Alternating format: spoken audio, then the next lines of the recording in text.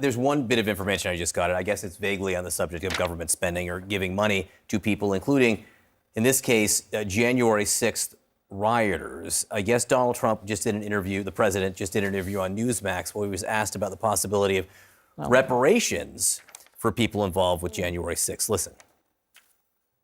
Is there any talk of, because they lost opportunity, they lost income, any kind of compensation fund? Well, there's talk about that. We have a lot of people talk about it. A lot of the people that are in government now talk about it because a lot of the people in government really like that group of people.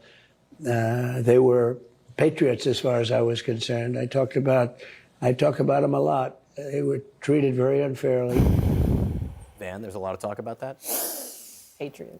My head is about to fly off my shoulders and flip around the room and blow up on the set because you're talking about people who beat up cops. My father was a cop in the military. My favorite uncle, Milton, just retired from Memphis City Police Force. I'm a law enforcement kid.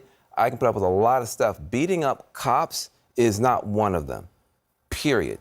And so you're now saying that these are patriots who deserve reparations. The cops that got beat up might deserve reparations. The lawmakers who got scared half to death might deserve reparations. I don't know, African Americans have been mistreated for 400 years, might at least get a study on reparations. But this is an insult to anybody who believes in law and order in this country. I want to talk to the black folks who voted for Donald Trump and they were mad because Kamala Harris said she wouldn't do reparations or Joe Biden said, this is your president.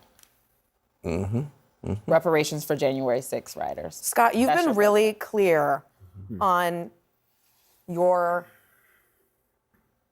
disavowal of what happened on January 6th. I want to hear what you have to say about what Trump just said.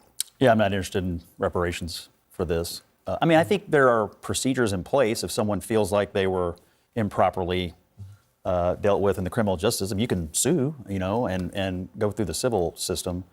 But I don't think this is a policy that should be pursued. I mean, look, the truth is, a lot of these people, and some committed violent acts and some didn't, but they all got pardoned. So they all already got something very valuable. Right. Freedom. I don't know who's really asking for this. I think it was Greg Kelly. I don't think Republicans, John, on Capitol Hill want to focus on this. I mean, you Ashley raised some good points about the cost of living. You raised good points about access to affordable housing, what goods have gone down, what goods have not gone down. We have a housing shortage. That is something I think the administration could really, really focus on, particularly for younger people. We can focus a little bit more on working with businesses, manufacturers to figure out how do you lower costs writ large. Maybe you incentivize them through some type of tax mechanisms. These are the things we should be focused on, John. I'm not necessarily certain that this is it. I'm not sure any of those words were in the answer that Donald Trump, the president of the United States, gave Greg Kelly right there. Well, I just gave him a silver it was platter. a very Trumpian answer, I should say. He said, well, there's talk about it. There's talk about it. A lot of people in the government I didn't hear now. a commitment to it.